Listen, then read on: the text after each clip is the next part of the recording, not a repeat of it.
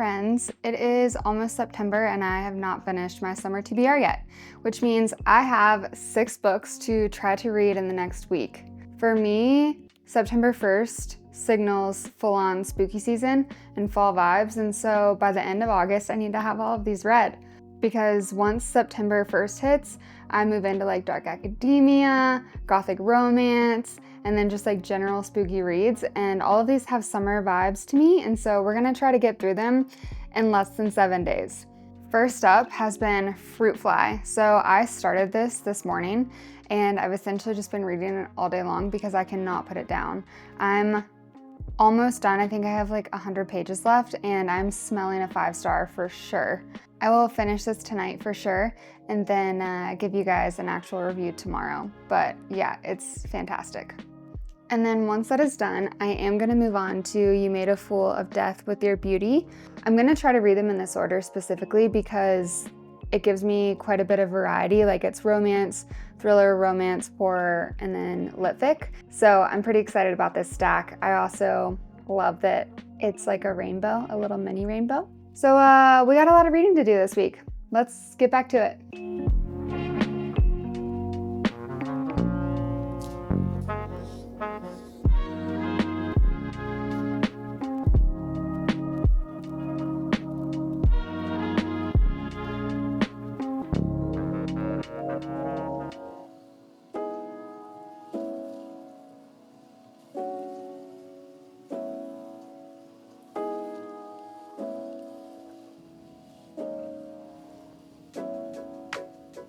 Good morning, my friends. We have to talk about this book. I finished it last night, and I was expecting it to be good because there's been a ton of hype around it, but I was not expecting it to be this good. 5 stars for sure.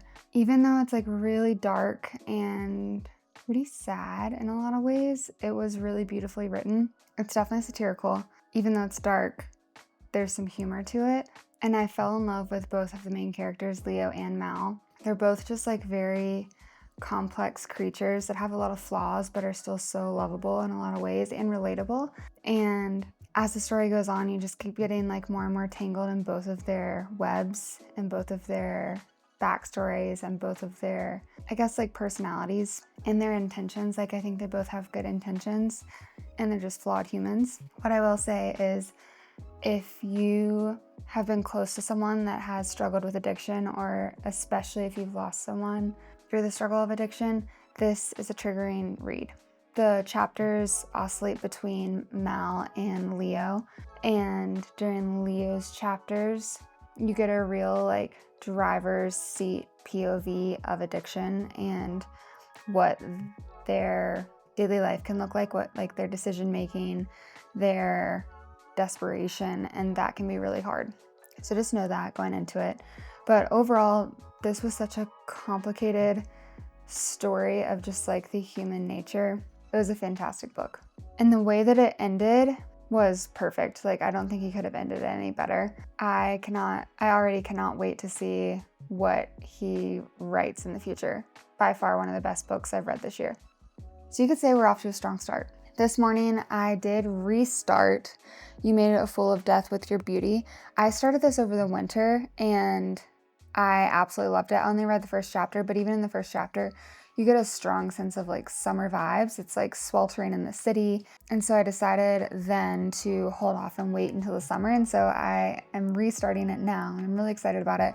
I've only read the first 2 chapters now, and it's already very spicy. Like, it's a very spicy book. So just know that going into it. But I'm about to head to a Legree class, and then I might go for a bike ride. We'll see. My main goal today is to finish this book and start my 3rd, because we got to get going. Like I said, September is on its way, and so I need to finish these books.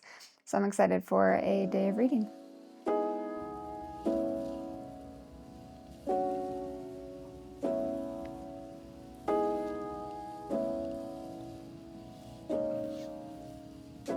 I just finished You Made a Fool of Death with Your Beauty. This was a pretty quick read. It's a romance, but this was so much messier than I thought that it would be. The FMC is wildin', but what I appreciate is she's like very true to her heart, and she doesn't really care what people think of her, and her decisions. But yeah, what I also loved is she has an amazing best friend that kind of keeps her grounded, and like their banter honestly is kind of my favorite. But yeah, where this went was not where I was expecting it to go at all. But I don't want to say too much because it would definitely be a spoiler, so I will leave it at that. I have read this author's other book, Freshwater, and I will say that they are two totally different books. This is very much so a romance. The other one was a little bit deeper and more, if I remember correctly, like more about kind of indigenous, not tribes, but like people and kind of where she came from. It's been a couple years since I've read it, but what I do remember is that these books are very, very different. So it's really impressive the range that this author has. I would for sure read more of her books. But yeah, this is kind of a good palate cleanser. I wouldn't say it was like a silly rom-com or anything. It definitely had some depth. It talked a lot about grief and like kind of moving through that and learning to live your life living with your grief. And so it was a beautiful story. But yeah, quick read, super good, perfect for summer. It's got those summer like sultry, steamy vibes, if you know what I mean. I'm gonna rate this one, I think 3.5 stars. And next, I'm about to start The Devil and Mrs. Davenport. I've had this on my shelf for well over a year. I honestly don't know what it's about though. I'm going in blind. I do know that it's a thriller, and it starts in September, and so it's kind of perfect because we're moving so close to September, and so this will be kind of a really good bridge between summer and fall. So I feel like I'm kind of cheating because I'm dipping my toes into the autumnal vibes, but whatever, I'm excited. The cover itself is very summery in my opinion. And it's also set in 1955, which will be interesting. But yeah, like I said, all I know is it's a thriller, and I'm in the mood for a thriller, so I'm excited to get this started. 2 books down, 4 more to go.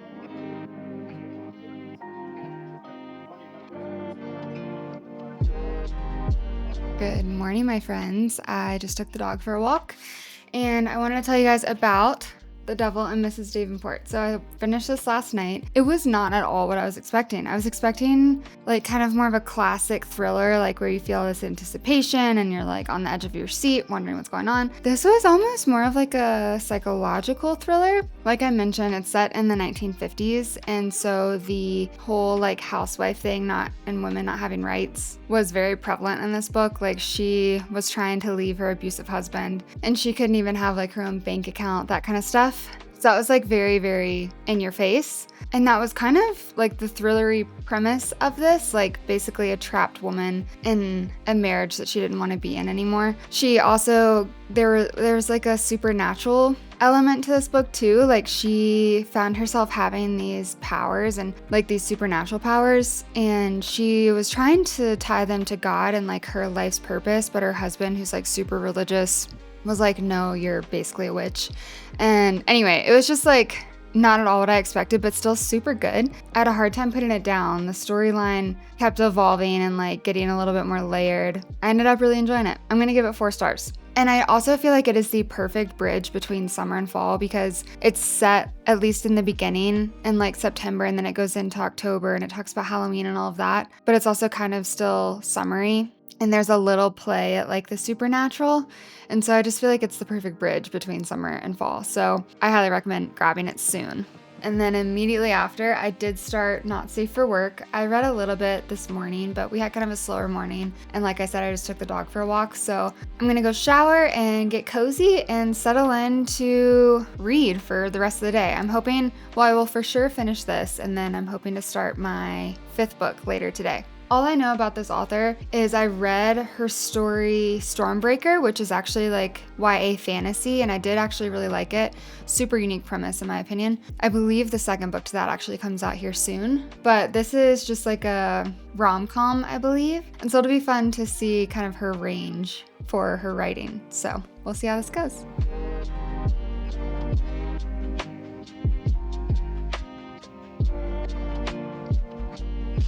Alright, so I just finished Not Safe for Work, and it was cute. It was very predictable. Like, right from the get-go, she was talking about basically how much of an enemy he is, and so you knew that they were going to end up together. It was still cute. The setting was great. It was like a resort in Hawaii, which was very summery and fun. But yeah, also it wasn't, I don't know, I've seen some people call it slow burn, but I guess they had known each other for years before they quote-unquote fell in love. But like from the time that they were enemies to them saying I love you was only like 3 weeks, and so I feel like that's pretty fast. But the banter was pretty fun.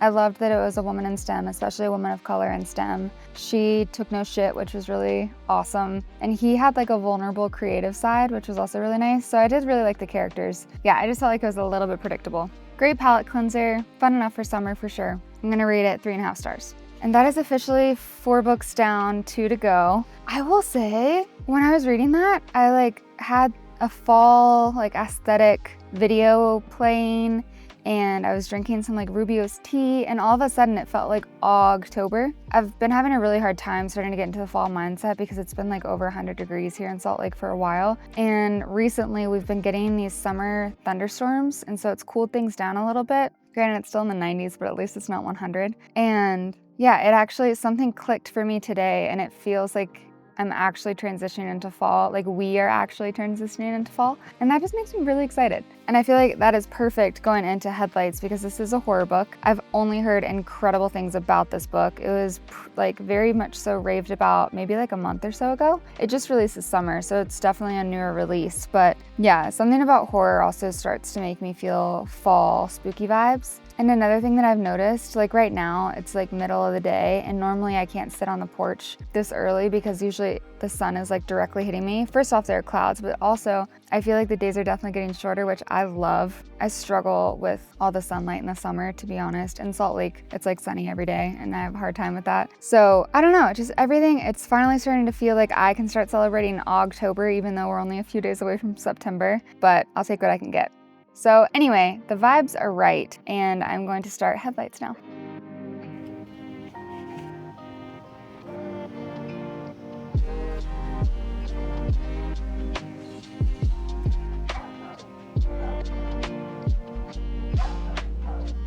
You guys, I just wanted to very quickly say, so I just started it. I'm probably like 40 pages in. I went into this blind. I did not know that the premise, or at least the beginning of the story, is that there's like a special agent who gets called back into a case because the case starts happening again. And the case is that there are these like seemingly random people who are found like walking highways, butt naked, wrapped in someone else's skin with like a specific person's piece of hair tied around their tongue, and they have absolutely no recollection of what happened. And the whole thing is like this guy gets roped back into the case because it's happening again after like 6 years of being dormant because he couldn't figure it out the first time. This is wild. Not at all what I was expecting. I don't know what I was expecting, but I wasn't expecting this. And also what's kind of cool is it starts out set in Salt Lake City, which is where I live. So that's always cool when books are set here. But most of the murderings are set in Denver and around Denver, so anyway, I have a feeling I'm in for a wild ride.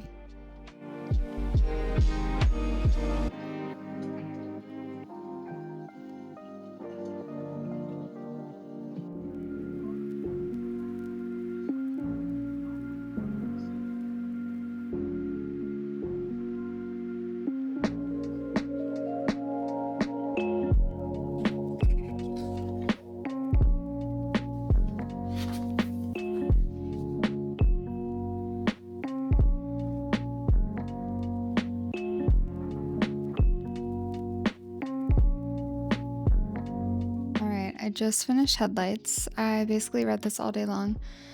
And I liked the story. I thought it was super creative. There's some like paranormal stuff going on, a lot of like otherworldly beliefs and stuff like that. I just really didn't enjoy the writing. It was like super choppy in my opinion. And I kind of get it because the choppiness alludes to like kind of chaos and like, I don't know, like stressful thinking. And that is the vibe. I mean, our main character has a lot of like childhood trauma that he deals with, and he's like pulled kind of into these like different realms and like doesn't know what's real, and like it is chaotic, but like the writing is just very choppy. Like it wasn't at all flowy, and so I didn't really enjoy reading it. Like I said, I liked the story itself. I did not like the writing. And to show you guys what I mean, like these are the pages. Like it's a word, and then it's just like very chaotic, and a lot of the book is like this. So anyway, it was a bummer. It was not my favorite writing style. I don't know if I will pick up her other books for that reason. I thought that the story was creative, but couldn't really get past the writing style. So I'm probably going to end up giving it like a 3 or a 3.5 star rating. All right, that was number 5. We are starting number 6 tonight. I am going into this completely blind. I picked this up when I was in Boston last year. I believe I got this one at the bookstore in Beacon Hill. It was really cute. But yeah, I have no idea what this is about. The cover just seems really summery to me because I think that they're swimming on it. But anyway, we're going to start number 6 tonight. And tomorrow ends the week of reading. So we'll see how far I can get. And I'll check in with you guys tomorrow.